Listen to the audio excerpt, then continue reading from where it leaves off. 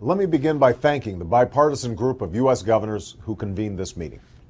Few challenges facing America and the world are more urgent than combating climate change. The science is beyond dispute, and the facts are clear. Planet Earth is in trouble. On average, we'll see at least 2, quite possibly as much as 3.5 degrees centigrade rise in temperature in the next 100 years. The impact of climate change can be seen around the globe. It's happening now, and hundreds of millions of people are already suffering the consequences. Another concern, more severe natural disasters. An increasing level of awareness is building among all stakeholders in the region about the significance of climate change. Global warming seems to be everywhere you look, in the news, movies, politics, and all over the internet. Since the beginning of time, humankind has been fascinated with the climate. Weather may have meant the difference between life and death.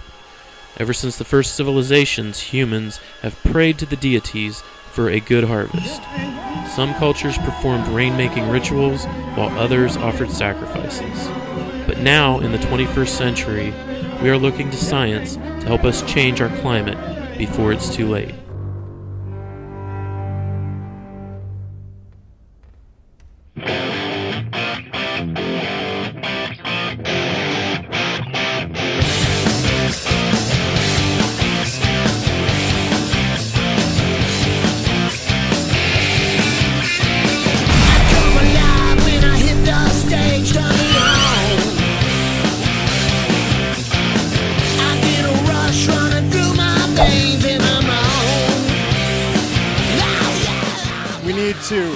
To prepare for the worst and hope for the best. The climate scientists like myself were saying climate warming is real. Humans are the single most important factor, and we got to get our act together on this issue. The theory of man-made CO2 leading to global climate change is a hoax. There are many opposing views about global warming. Everyone agrees that the climate is changing. But the question is, what effect does mankind have? Dr. Jason Box is a research scientist at Byrd Polar Research Center, an associate tenured professor at The Ohio State University. He has made 18 expeditions to the Greenland ice sheet with total time on ice exceeding 1 year. As an authority on the relationship between Greenland glaciers and climate, he's authored or co-authored 30 peer-reviewed publications. We have to find ways that we use energy way more efficiently and in ways that leaves future generations with the same access to clean water, air, and food that we enjoyed in our generation. And the way that we're acting right now is putting future generations in such jeopardy. That's really what we should be developing as a policy towards sustainability.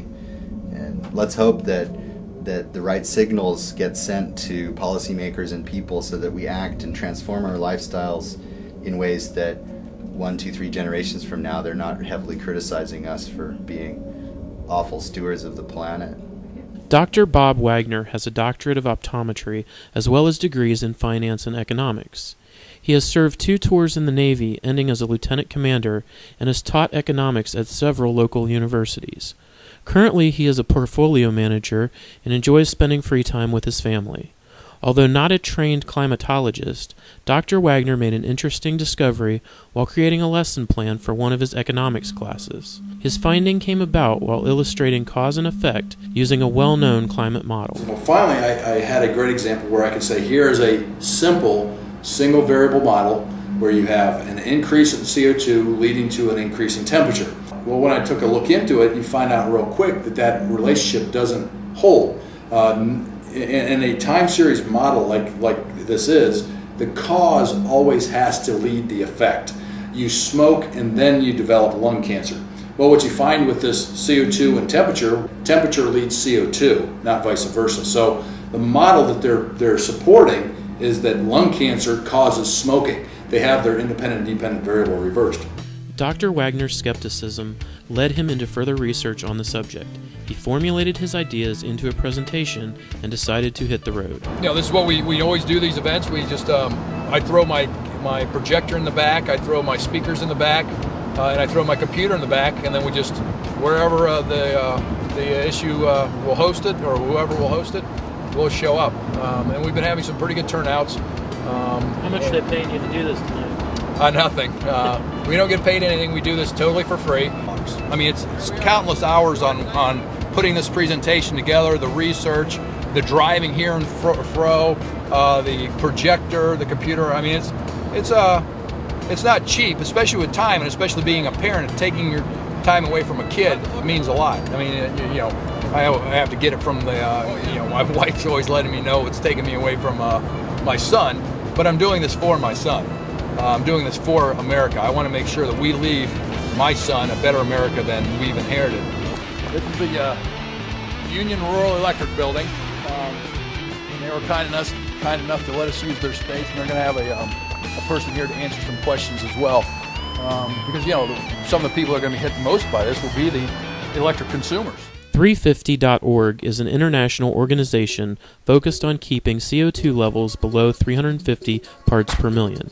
They believe, along with some scientists and progressive governments, that current levels of CO2, which are above 380 parts per million, are causing global warming.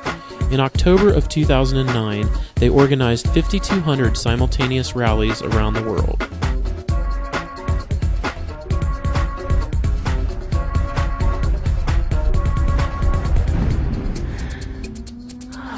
So there's a song I want to sing for you. It's by John Prine. A song called Paradise. And it's about a little town in Appalachia that used to be there. You won't find it there anymore because they found coal underneath that town. And strangely enough, it's cheaper for them to just remove the town and remove the mountain than it is to actually hire somebody to do it. So I'm hoping and praying that sooner or later we can leave all of that stuff behind and come up with something clean.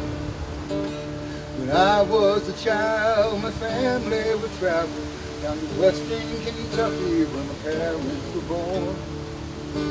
There's a backward old town that's often remembered so many times that my memory is gone. Everyone who's involved here shares at least one thing, the deep conviction that it is up to us at this exact moment in history to come together in defense of this planet and the creatures on it. We rally around the number 350 because it is the safe upper limit of carbon dioxide in our atmosphere, and so 350 defines what is necessary for the Earth to continue as we have known it. Sometimes you travel right down the Green River to the abandoned old prison down by the hill.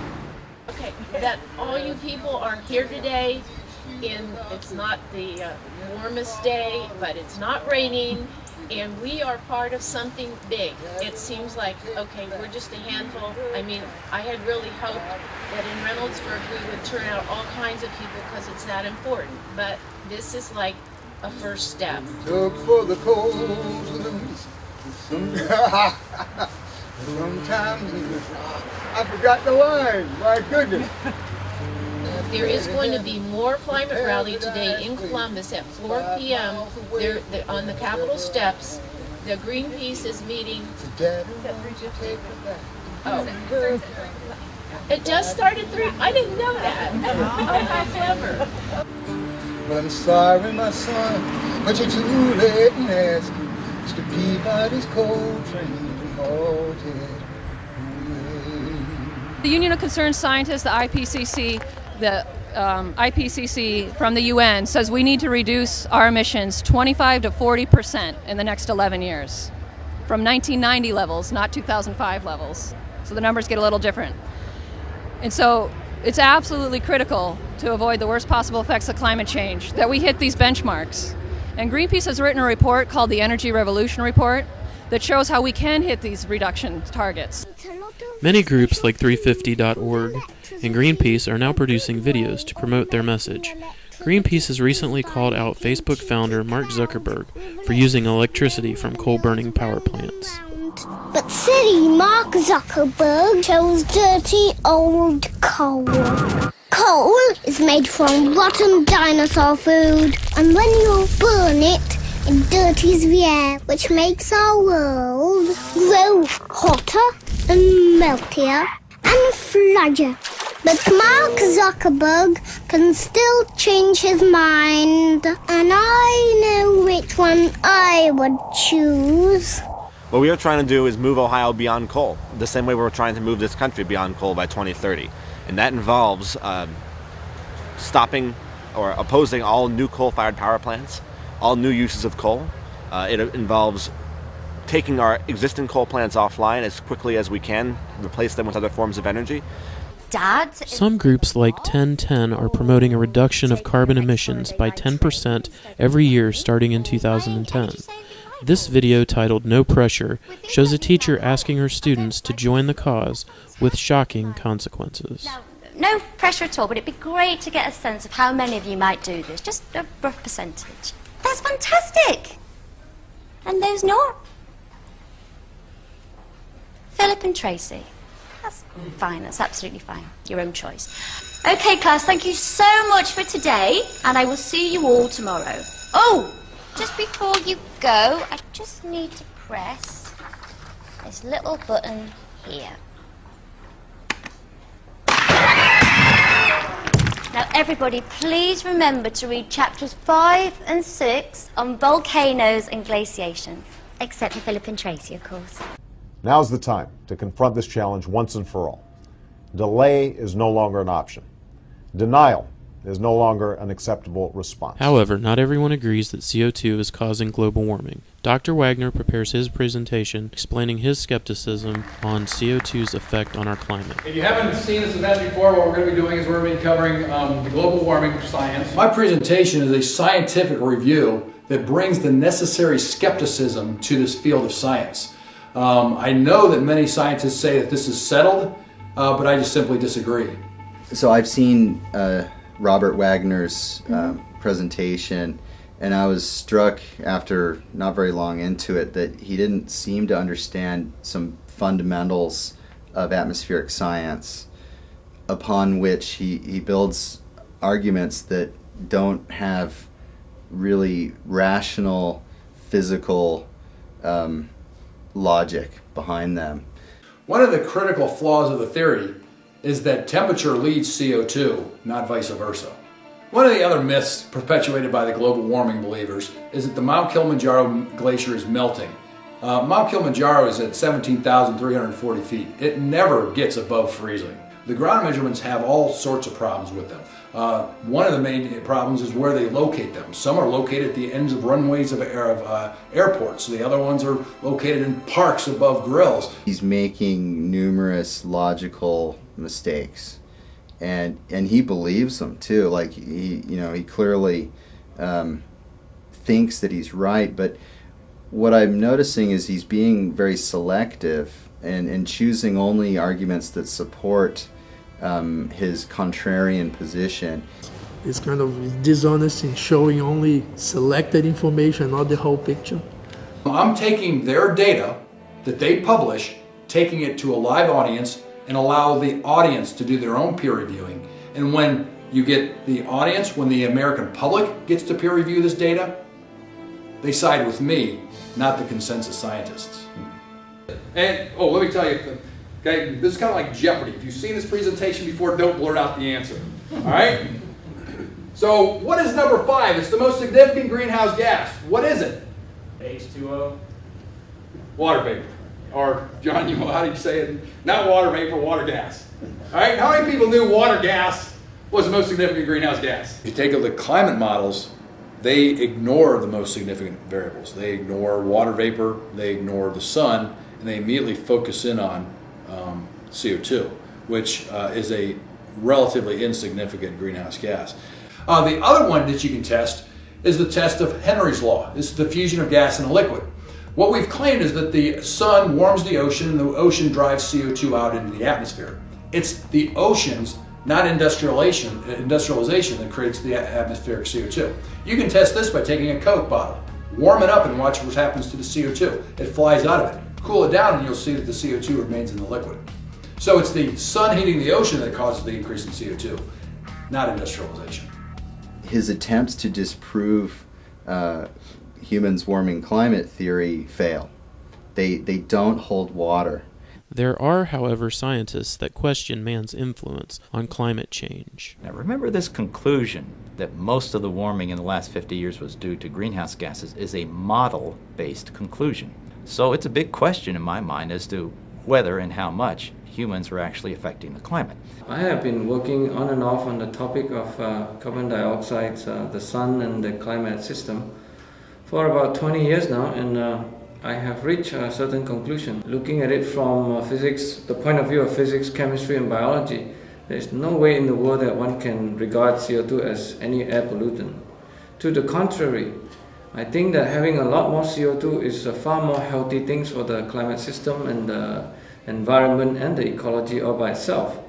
When CO2 is increased, results are higher production and better plant quality. Plants must absorb carbon dioxide in combination with water, soil nutrients, and sunlight to produce the sugars vital for growth. Farmers are well aware that an increased CO2 level will improve crop yield. In fact, some farmers purchase a carbon dioxide generator for their greenhouses. They're not arguments or science that is going through the independent peer review process, and therefore it is not science. Key is they've rigged the peer review system to make sure that the people that will give them the answers that they want are on that peer review process. Science isn't done by consensus, it's just simply done by the facts. There's that famous quote by Albert Einstein, "No amount of experimentation can prove me right. A single experiment can prove me wrong." It only took one experiment, Christopher Columbus sailing around the world, to prove that the Earth wasn't flat. The relationship between CO2 and temperature is the basis of the global warming theory. Surprisingly, there is still considerable disagreement on this fundamental element. The temperature goes up before the CO2 goes up. Sometimes that has been true in the past. The opposite has also been true in the past. Temperature rises on average about 800 years ahead of the carbon dioxide. So carbon dioxide does not force the initial rise in temperature. It's been proved many times that CO2 causes temperature change and not the opposite. It doesn't make any sense that temperature will cause an increase in CO2. You will find that it is always the temperature change that is occurring, warming or cooling first, and then the atmospheric CO2 response in a slight delay, often by, let's say, a few hundred to a few thousand years, depends on the time period. In the past, CO2 lagged temperature. What's different about now is that CO2 is leading temperature. We're in a part of climate history, this is uncharted territory. CO2 used to be 7,000 parts per million, and temperatures never got above 22 degrees Celsius. Okay, there's a period when CO2 is 4,000 parts per million, when we went into an ice age. Now put things in perspective, 4,000 parts per million led to an ice age. That's 10 times the atmospheric CO2 we have today.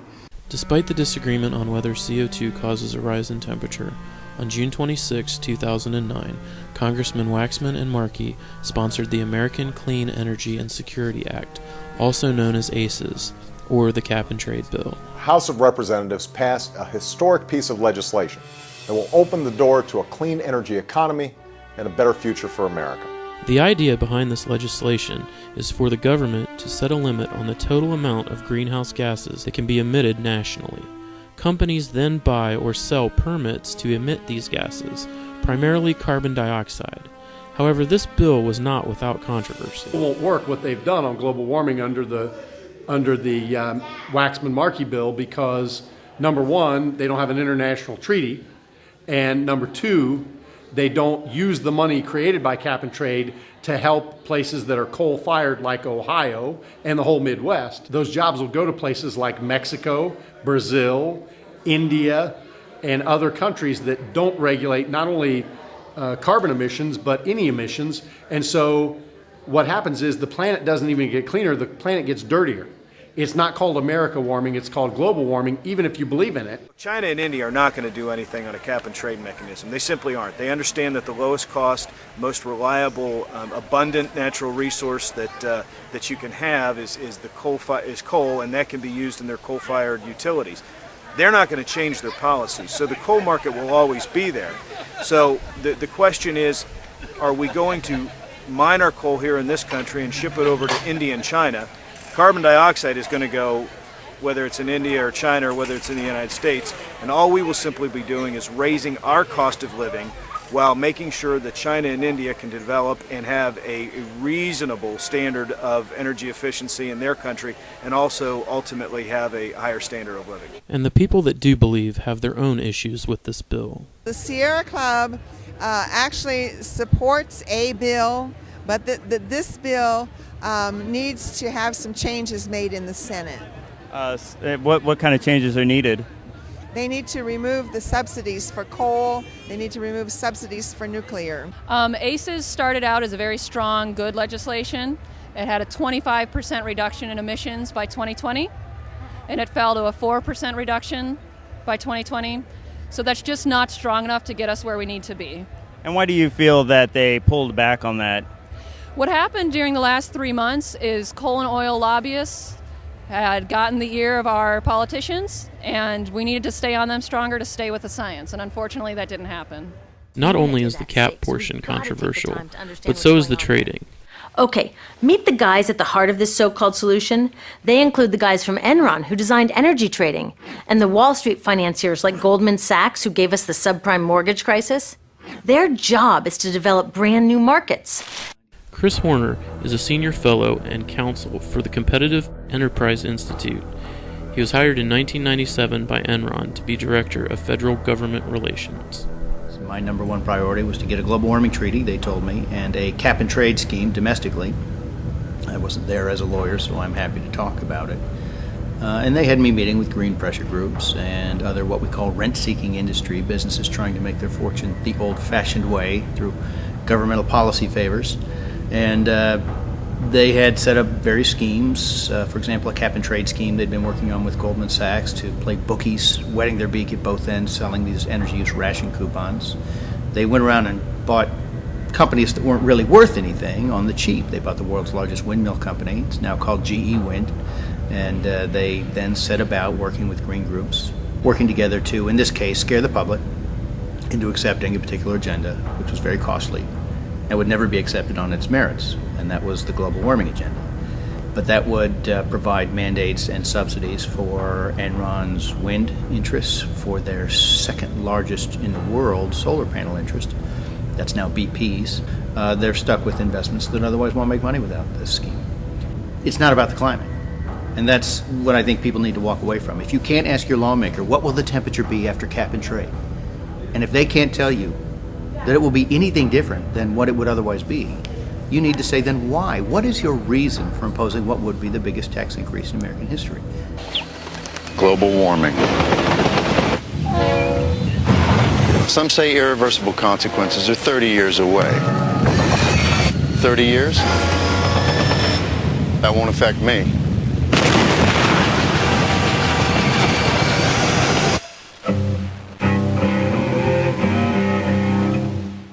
We've only been measuring temperature for about 150 years with thermometers, so the scientists rely on proxy temperature data to tell us the temperature for the previous centuries. Proxy data includes tree rings and ice cores, among others. The ice core, the fact that the snow is deposited in layers and that you can count the layers going back in time make it fairly easy to reconstruct past climate. These proxy measurements show that there has been a cycle of warming and cooling. It's fairly well known that there have been a cycle of ice ages and warm periods. So right now we live in a warm period. It's we call it an interglacial period, so we're between a glacial climate.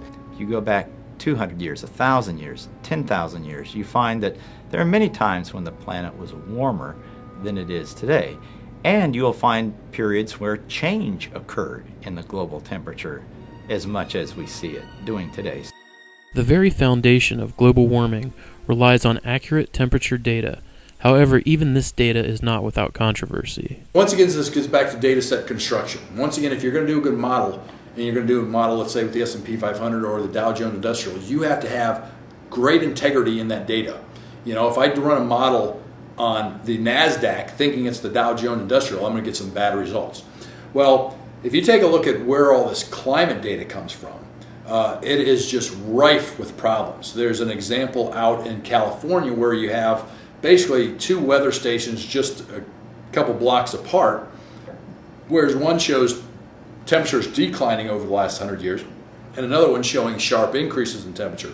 Near the surface, we've had thermometers that have resided in little shelters that people read the temperature of. And for the past 150 years or so, we've had those scattered around the country and around the world. There are a lot of problems with that kind of measurement because it's right near the ground, so it's affected by what's around it in the ground. So as through time, when surface development has gone along with farms or cities or buildings or so on, all of that affects that temperature measurement.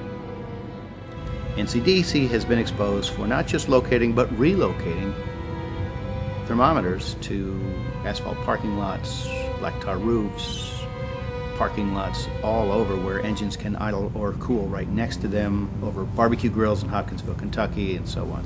Another issue with ground sensors is that they are not consistent over time. In this time-lapse video, you can see that weather stations around the world are being added, moved, or removed. A blue dot represents a station with a complete record, and a red dot represents incomplete data for the given year. There's a video that we use in the presentation that shows the tracking of the weather stations over the last 150 years. And what you do, you see them clumped up in the US, and then as time goes by, they spread over into Europe, and then they spread down to South America. And yet, they're trying to claim that this 150-year data set is consistent. In 1990, a large number of the European ones dropped back out again when Russia shuts down with the fall of the Berlin Wall. And so they're trying to say this data set is consistent, but clearly it's like taking the Dow Jones Industrial and having, in one year you have Microsoft, Intel, and Apple, and the next year you have Procter & Gamble, Johnson & Johnson, and GM. Their data sets are comparing apples and oranges, and so it's kind of hard for you to say there's a lot of integrity in any of this data set. More recent technologies such as satellite temperature measurement are less prone to localized anomalies found in proxy data and surface temperature measurements. Now, if you look from space and you look at the bulk of the atmosphere, and I'm talking about the air from, say, the surface to about 40,000 feet, with that you have a better idea of the global extent of any heating or cooling because you actually see the entire planet with these polar orbiting satellites. As NASA scientists improve their understanding and predictions about climate change, NASA satellites provide critical data about what's happening on our planet today. With our satellite measurements over the past 30 years or so is an upward trend of global temperature of about 0.13 degrees per decade. This is not terribly remarkable, but it is upward. There are real large excursions year to year. 1998 was by far the warmest year. And since that time, the temperature really hasn't done much to be excited about. We can claim since the end of the Little Ice Age it's warmed. That's a fair assumption. I'm not sure that's a reason to panic. It's by definition. I think warmings follow cooling. Wash, rinse, repeat. There's many factors that influence climate. So increasing solar output warms the climate as has been presented. That's one factor. NASA gets a global view of three major pieces of the climate puzzle. How much of the sun's energy is hitting the Earth? How much of that energy is reflected back out into space? And how much is being trapped, heating the planet? So I do have some kind of a hypothesis, of course, that the sun is a very, very significant player. All right, well, here's an example of global warming. As you can see, the polar ice caps are in fact disappearing. But do I care? Absolutely not. Why? Because these polar ice caps are on Mars. And I don't think Martians are up there driving around in SUVs or have coal-burning power plants. In reality, what you see is that there's evidence of global warming throughout the entire solar system. And what is the common denominator throughout the entire solar system? You got it, the sun. So more than likely, the warming that we're experiencing is due to an increase in radiation from the sun, not due to an increase in CO2.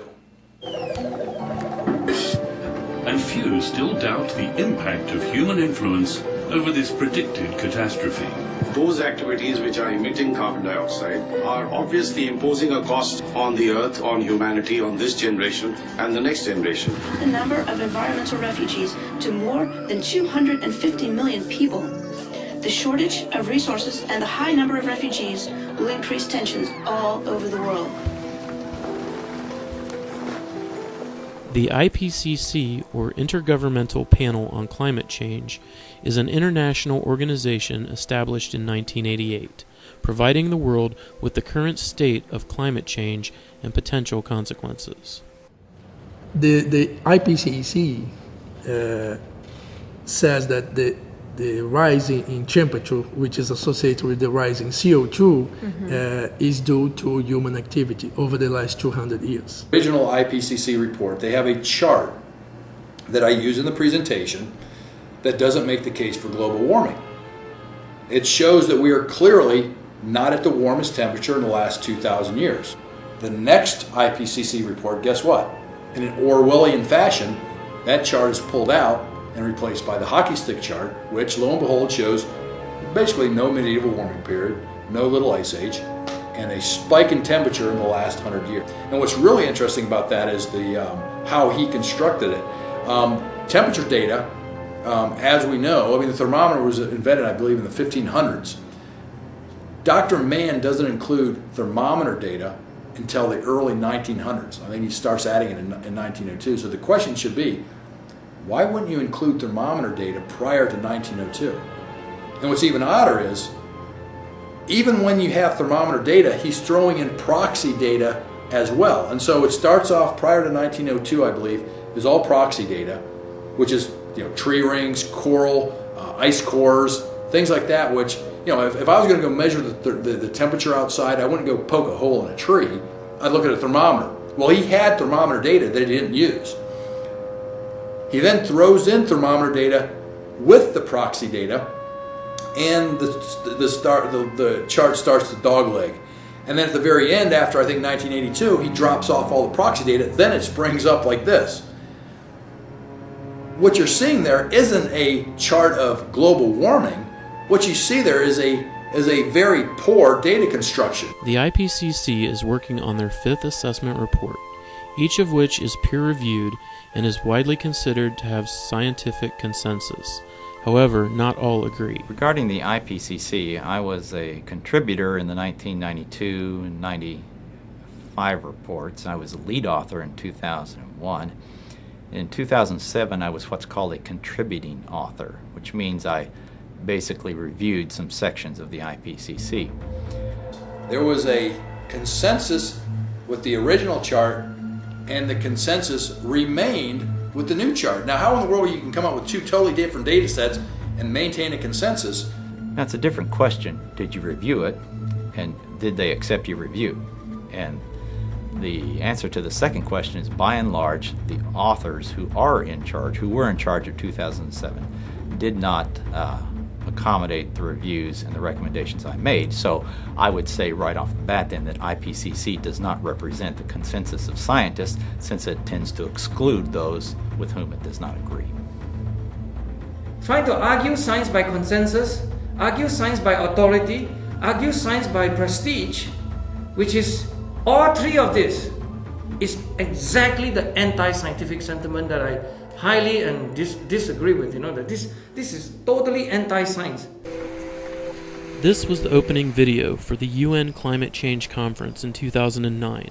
Thousands of delegates watched the 4-minute-long film, Please Help the World. The film is directed by Danish director Mikkel Poulsen, who has aimed for maximum dramatic effect. We have made a film which speaks to the heart rather than to the brain, he says. The film shows a 6-year-old girl who, after watching news reports on climate change, has a nightmare in which she tries to escape floods, tornadoes, and droughts. She wakes up and begs politicians to please help the world.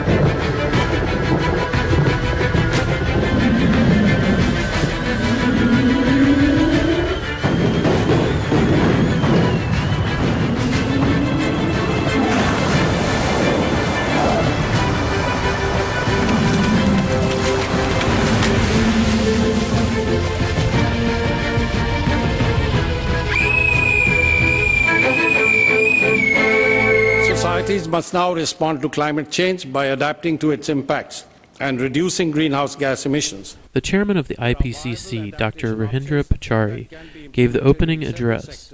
President Obama announced an agreement had been reached, later named the Copenhagen Accord.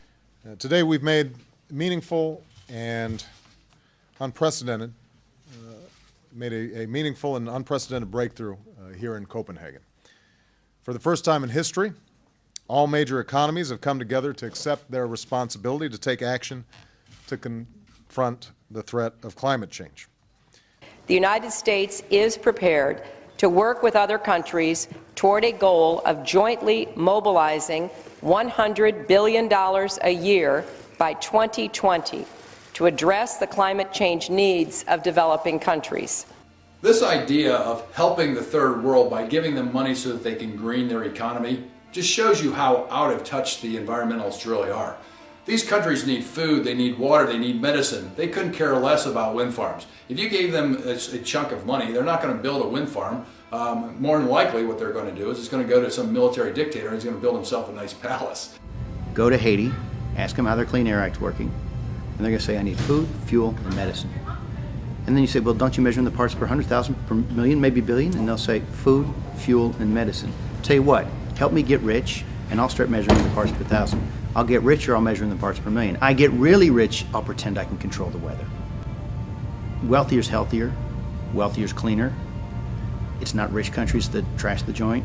Just go to a border in the United States, in the South maybe, and look to your left, look to your right, and tell me what's cleaner and why.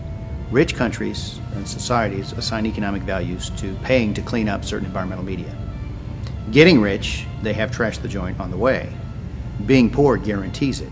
Well, one of the things that you keep hearing about is this global consensus. Well, what we found out through the WikiLeaks is really there isn't a global consensus, and anything other than maybe like a, I'm going to make you an offer that you can't refuse Godfather type of consensus. Because what we found out with WikiLeaks is we were literally bribing these third world countries to agree with us.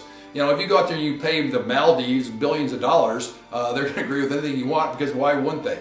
But what you can see is that wasting of money, that passing of legislation that isn't in the best interest of the American people is resulting in a backlash across the country. The backlash took form of a Tea Party on Tax Day 2009.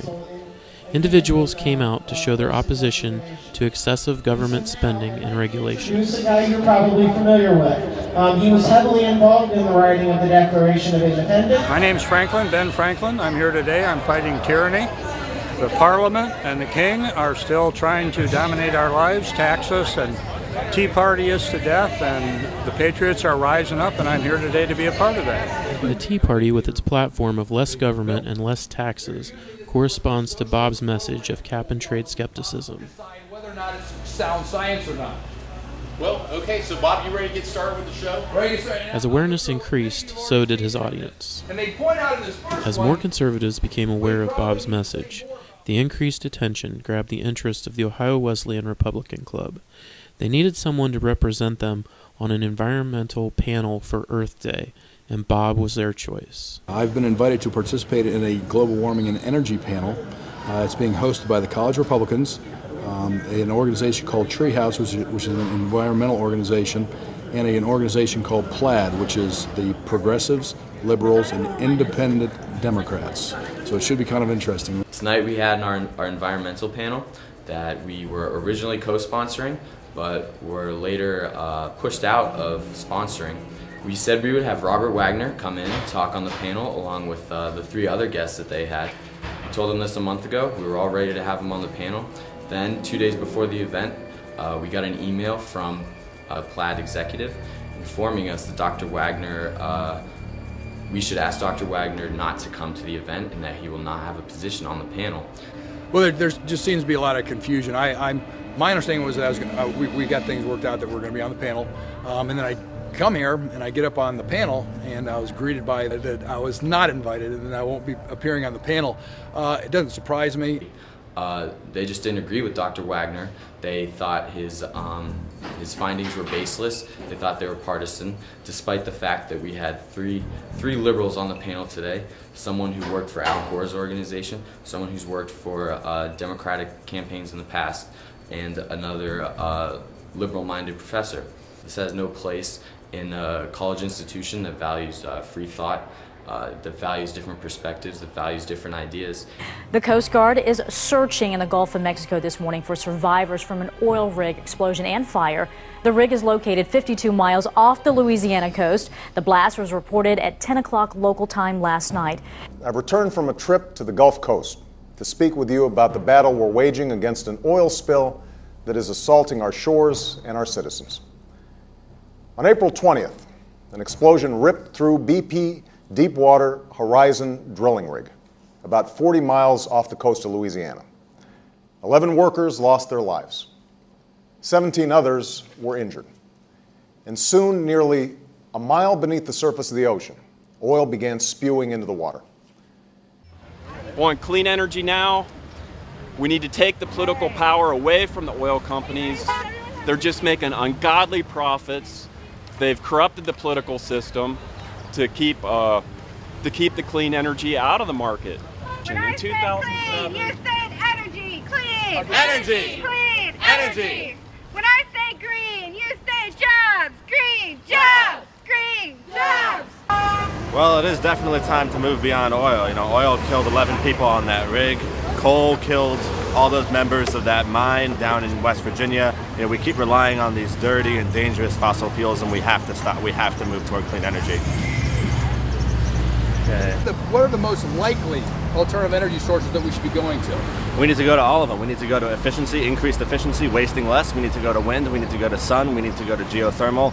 All of these options. We have the technologies today, but we're refusing to use them. We need the political will to use these clean technologies that will create jobs in America today. Okay, how about nuclear? You mentioned nuclear. Nuclear is not a green energy. We left the renewable age. Dams, windmills. The first solar bread oven was commercialized 200 years ago. We left that when we could, when we unleashed the power of hydrocarbon energy, fossil fuels. Bjorn Lomborg says it well. We didn't leave the Stone Age because we ran out of stones, and we won't leave the fossil fuel age because we run out of fossil fuels. Welcome back to Clean Skies Sunday. Through the aftermath of the Gulf disaster, lawmakers have pointed to that spill as an example of why the U.S. needs new energy legislation. Already I've issued a 6-month moratorium on deepwater drilling. I know this creates difficulty for the people who work on these rigs, but for the sake of their safety and for the sake of the entire region, we need to know the facts before we allow deepwater drilling to continue. During the spring oil spill, the White House said, we're just not going to move forward with any of this offshore drilling idea until we get to the bottom of what happened. Now, if that logic, for lack of a better word, is sincere, then surely they're going to say, we're also not going to move forward with any of these climate proposals until we get to the bottom of what, there's an awful lot of smoke. There's got to be some fire here. And in fact, we've already seen there is fire. We're just having people wave it away. The one thing we need to be vigilant about is the government taking advantage of crises or accidents or disasters. To quote Rahm Emanuel, never let a good crisis go to waste. It is those periods where we need to step up, become more vigilant, and to keep an eye on Washington to make sure that they don't pass through legislation based upon emotion and not reason and logic. John Kerry and Senator Joe Lieberman are about to have a press conference in just 20 minutes from now to formally announce their latest version of an energy bill to try and kickstart this whole issue here in Congress. Some critics are already calling it a lighter cap and trade bill, which has a lot of opposition up here. It's been retooled this year as energy, and after a poll by a pollster named Stanley Greenberg revealed that the public just weren't buying global warming, they weren't buying climate change, they weren't buying cap and trade. I'm just a bill, I'm an energy bill, trying to pass on Capitol Hill. All right, what we've seen that the bill actually passed the House, and it is now being retooled to try to pass the Senate. Essentially what they're going to try to do is put lipstick on a pig. You know, they're going to pretty it up, put a little bow on it, but I just simply don't think America's going to buy it. John Kerry came out and said his cap and trade bill isn't an environment bill. It still amends the Clean Air Act, and it's still the same old cap and trade bill. It's still the same old bill. Operates and designed the same way, but they're now saying it's not even an environment bill. It's about anything else that might sell. I want to remove all doubt. This bill will get through the United States Senate, and it will pass the Congress, and it will be signed by the President in this Congress, which means in the year 2010. However, it wasn't able to pass through the Senate in 2010. The Senate bill has stalled, and the climate for global warming has started to change. The bill has passed the House, but is stalled in the Senate. And more than likely, when they fail to be able to legislate, they're going to regulate. The Environmental Protection Agency today declaring greenhouse gas emissions do pose a threat to public health. Now, that move is important because it allows the EPA to impose regulations without congressional approval. Today, I'm proud to announce that EPA has finalized its endangerment finding on greenhouse gas pollution and is now authorized and obligated to make reasonable efforts to reduce greenhouse pollutants under the Clean Air Act. What is EPA? Environmental Protection Agency. Are they really protecting the environment by doing this? Every single statement that they made is some sort of a cheat that cannot be substantiated upon looking in further details. This is not even a level of science that one would demand actually a 6-year-old to do. It was largely thought that this move would be essentially hold over the heads of Capitol Hill to say either move forward on cap and trade legislation or we're going to move forward on regulatory moves like this. Charles, this is the first step, but it could continue. Look, it's blackmail, a way of saying to Congress, either you do cap and trade or we're going to do cap, no trade. We're going to regulate every aspect of American life. You need to pay me to protect you from my lunatic friend EPA over here, because never know what they do. I mean, this is the oldest trick in the book. It used to be called window insurance, and they're open about it. Barbara Boxer, the chair of the Senate Environment Committee, said on Earth Day 2009, and fairly regularly ever since, I just happened to be in the room when she said it that day, you really want to cut a deal with me, because I can't tell you what EPA would do. Well, that's pathetic shakedown. I mean, who do you work for, and who are you to pretend that I have to roll over and cede you authority to regulate energy use in this country? This tactic that Washington is using, basically to undermine the democratic process, and they're going to regulate it instead of legislate it, basically taking the decision-making out of the hands of the American public, is resulting in a backlash across the nation. Public discontent with overreaching government programs caused a number of groups to start gathering, including the 9/12 group and November is Coming bus tour. Americans for Prosperity is doing about 100 November is Coming events in 35 targeted districts. And what we're trying to do is get the word out about all of the bad votes that these Congress members have made. We want people to understand that they're voting for big government and that it affects our pocketbooks and it affects our liberties. We need to take back the country this November, and so we're going out with like-minded people just to talk about the issues, to get people to remind them of what has happened in the last 18 to 24 months so that they will participate and do a little bit more than just going to vote in November. If you take a look at who are the real heroes in this, it's the Americans for Prosperity, it's the Tea Party, it's the American people rising up and saying we won't take this anymore. It's the scientists that are fighting back against all the peer pressure, the Steve McIntyres, the Dr. Soons, the Dr. Christies, and then you have organizations like Mark Moreno's Climate Depot that collects all the information, puts it in a nice little blog so that you can get all the research that you want, or organizations like Free to Choose that makes DVDs and sends them out to the classrooms, just so that we can make sure we educate the public on this. Finally tonight, a creature battling for survival, the polar bear. The Interior Department today placed it on the list of threatened species, but is that enough to save the bears? One of the more moving stories of global warming is its effect on the polar bear population. What data could she possibly have to support that conclusion? But it's those kind of claims that are not supported by the data that make you realize, at least make me think, that this isn't a real science. When you start appealing to the emotions versus the logic, the reason, and the facts, shows you that they don't have much of an argument and they're relying upon emotion to get their agenda across. The population was declining tremendously until the 60s because you could kill a polar bear if you wanted. There was no regulations preventing you from killing polar bears. Okay? In fact, 4,000 every year were being killed.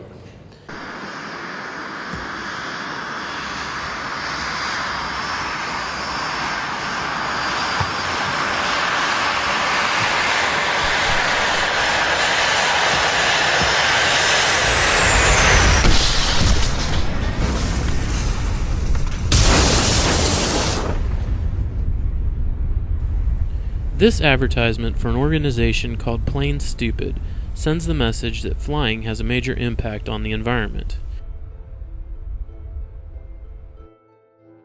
In this picture, activists from Manchester Plain Stupid cut through the perimeter fence in order to form a human wheel clamp around a stationary plane at Manchester Airport. If you really dig down deep and take a look at this, you'll find out that what the hidden agenda is. It's really not an environmental movement, it's an anti-capitalism movement. You know, this is supposed to be a scientific argument, but if you take a look at the viral videos, there's nothing scientific about them. You have monkeys hanging themselves, falling polar bears, and children exploding because they don't succumb to peer pressure. Those are techniques of indoctrination, not education.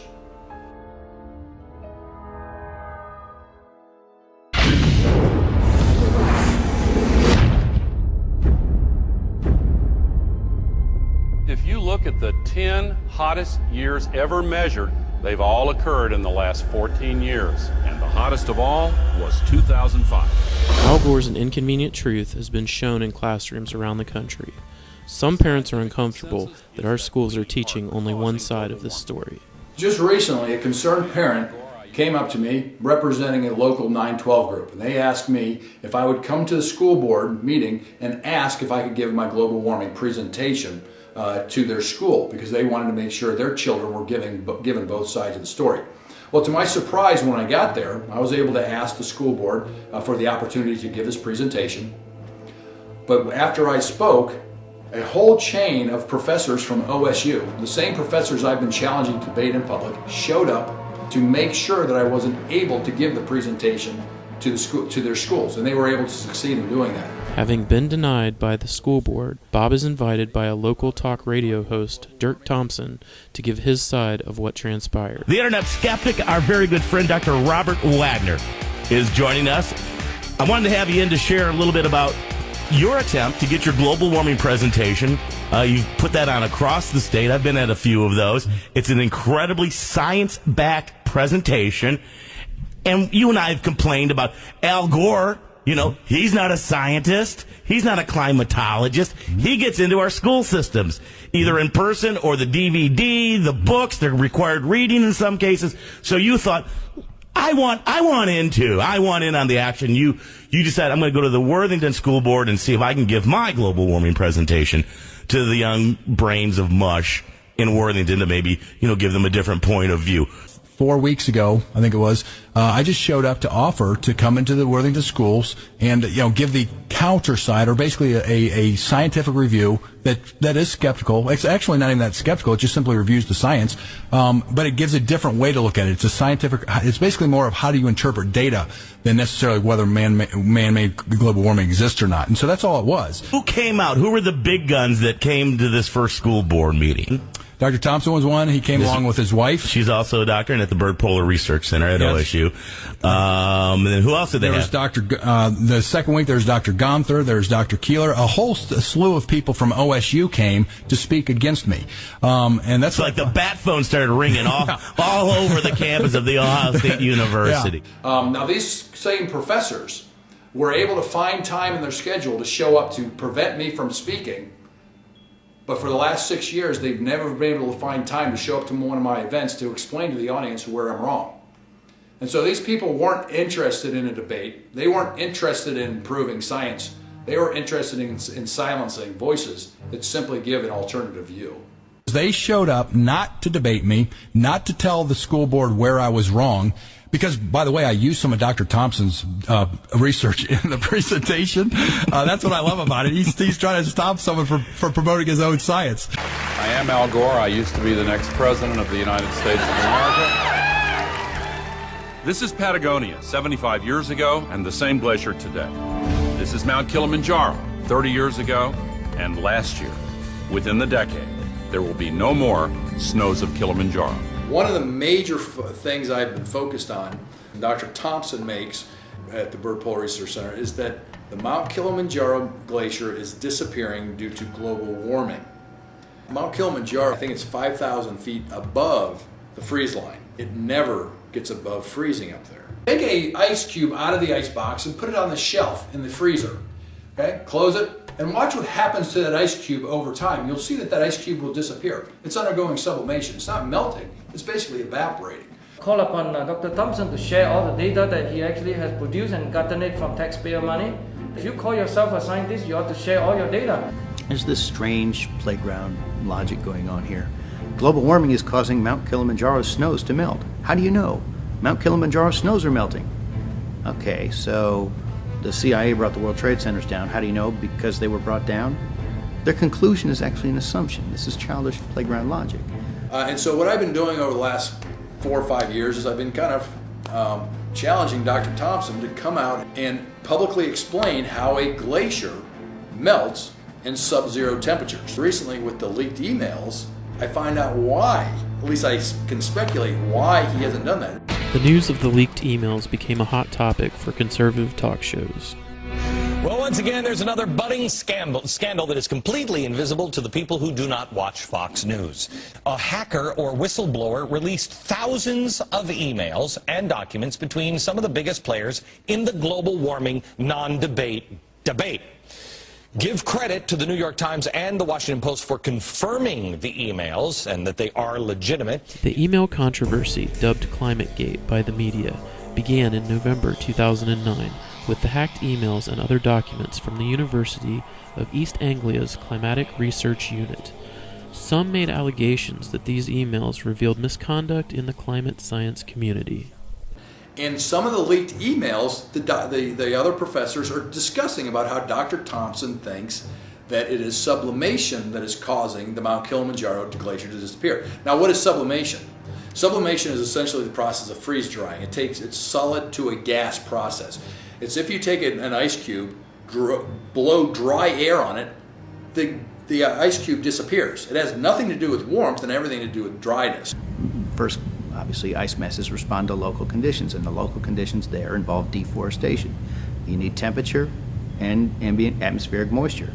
You deforest, you reduce the latter. You can have all the cooling you want. It hasn't warmed in Kenya over the period of time we've had satellite observations, but that ice mass has been disappearing for a very long time, and it is for reasons other than my SUV.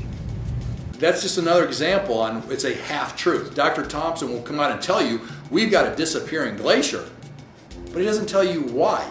And clearly from the email evidence, at least other people believe he understands that it's sublimation. But if he comes out and tells you, oh, by the way, that glacier is disappearing due to sublimation, it doesn't have to do with any warming. Here goes his funding. Your trips to Africa stop. Your trips to Coyapec stop. All of his world traveling stops because, what are you going to do about dryness of the air?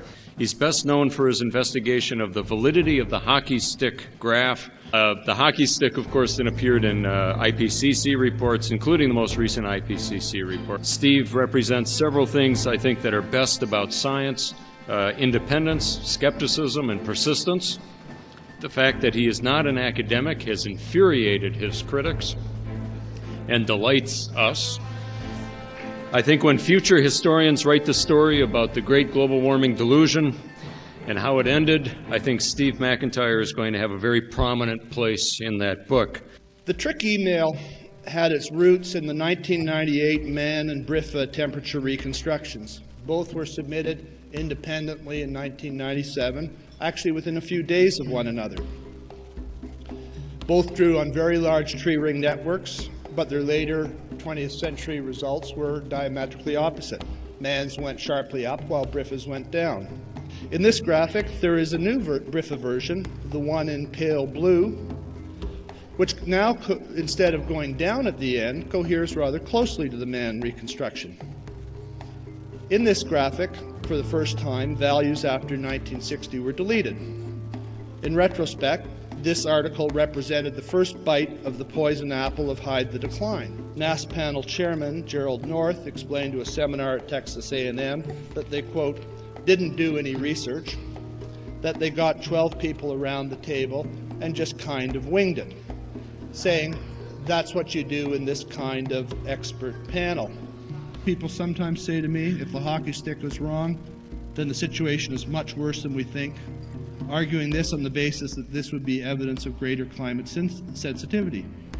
My standard answer is, well, if that's the case, we should find out and govern ourselves accordingly and give no thanks to people whose obstruction has delayed the resolution of the problem.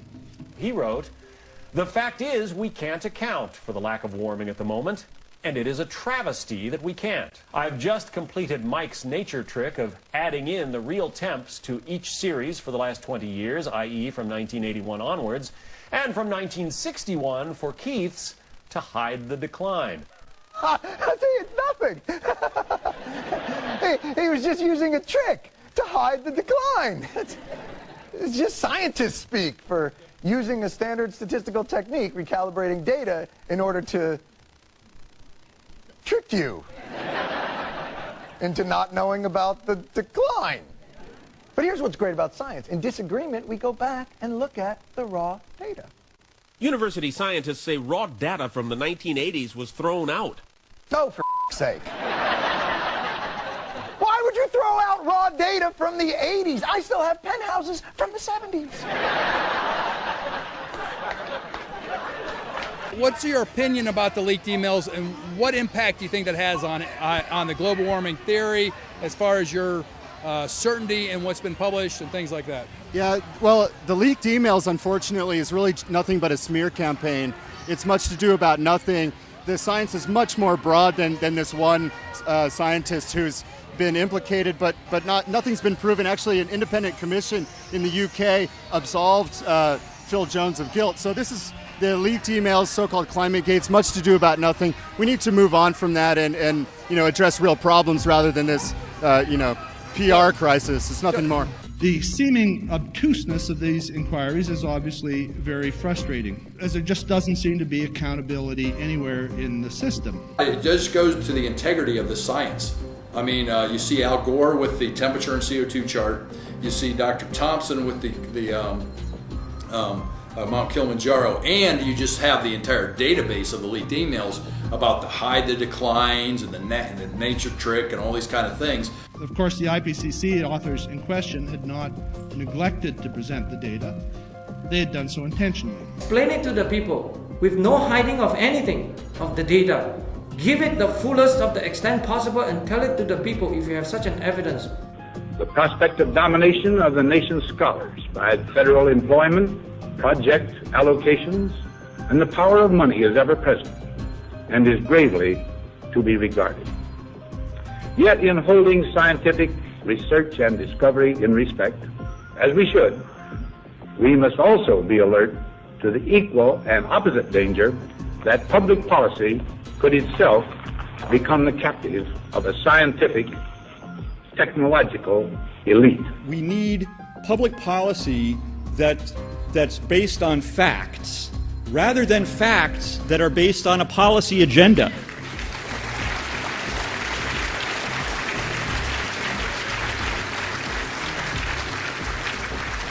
I think we can all agree that there is a real world out there, and that the physics of that real world does not depend on political bent, on what we might say to one another, and that our rhetoric does not set the physics. The physics is independent of what we think about it. We don't want scientists going out there to run experiments so that they can support an agenda to be forced upon the American people that they don't support.